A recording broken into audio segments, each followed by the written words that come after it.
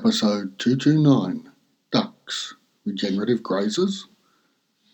This is the World Organic News for the week ending the 31st of August 2020. John Moore reporting.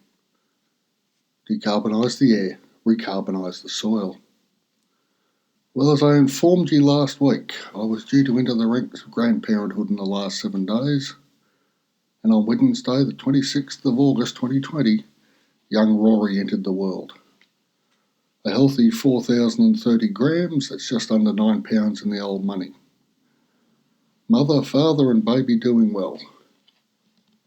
Unfortunately, with the COVID restrictions in place, it will be some time before I can get to visit and see the wee tacker. But that's just the world we're living in at the moment. Now to this week's fare. We've been keeping ducks for some 6 months now, and in the last 10 days they've started laying, so we're eating quite well. The thing I noticed with ducks, though, is their grazing. They are great at lawn mowing, to a point.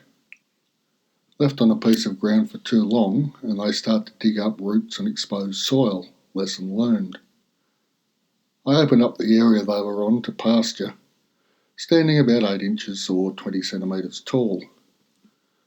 Now they ate the grasses down from the top of the stems and left the brassicas until they started to flower. The brassicas are just there as part of the pasture. But they don't eat all the pasture. They are avoiding waste as they do graze, and with their large wide feet they are flattening the pasture. As a test, I tossed some barley out to them, and eventually they realised what it was and dug down into the flattened green matter to find the grains. I'm about to move them on to slightly longer pasture and will observe them there. As importantly, I will be observing the response of the area they have just left.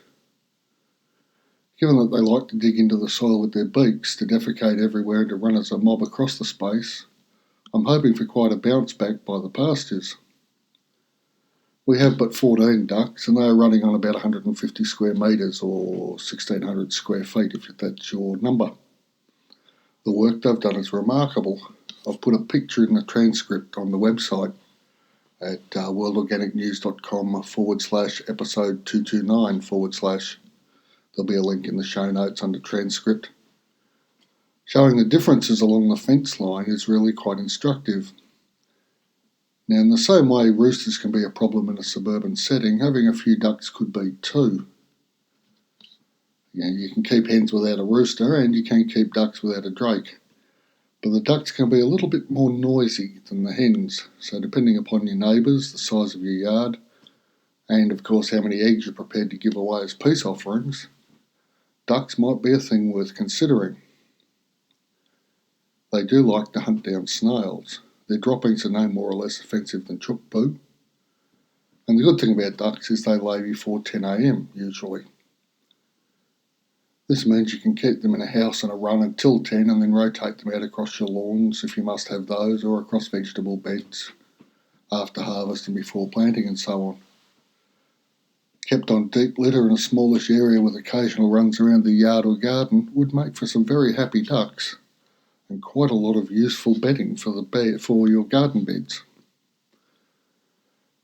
Now, we acquired ours from a couple who lived in suburbia, and they'd built a pond that drained into a huge rock-based filter system with pumps and God knows what else, and then the water went out onto their gardens, and they were feeding premium priced duck food, and the enclosed space the ducks lived in was a sand line with a solid corrugated iron roof and unnecessarily fox-proof fencing all the way around. I say that because there's no foxes in Tassie.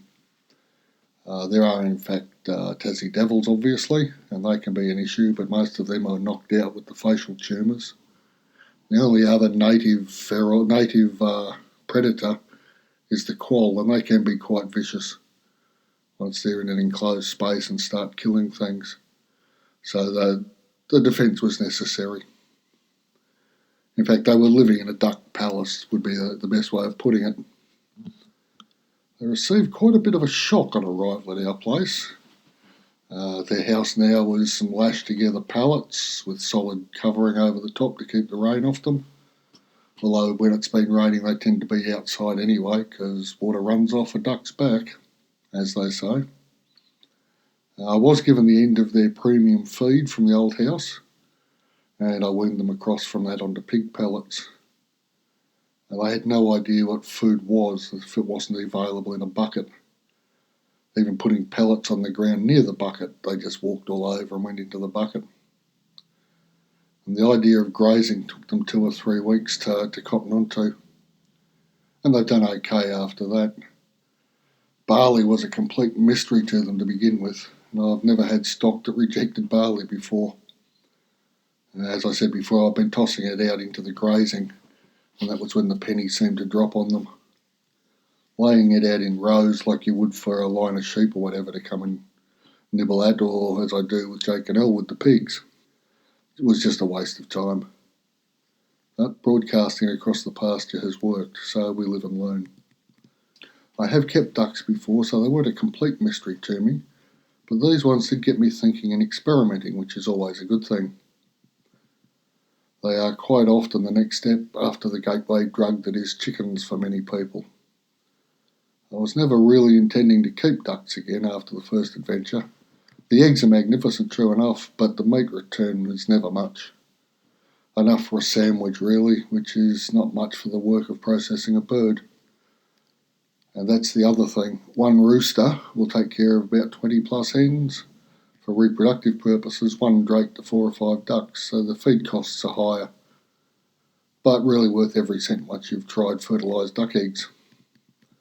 Now, compared to chooks, the eggs are larger, but usefully, most of the extra size is taken up by the yolk. They are great for hamburgers covering the whole bread roll, they're that large. We had ours poached this morning and I was really impressed. Normally when you poach chicken eggs there's a little stringy white clouding up the water, but not with the duck eggs. The water remained crystal clear. Everything held together and lifted out easily. They stood up on the toast and were a thing of beauty.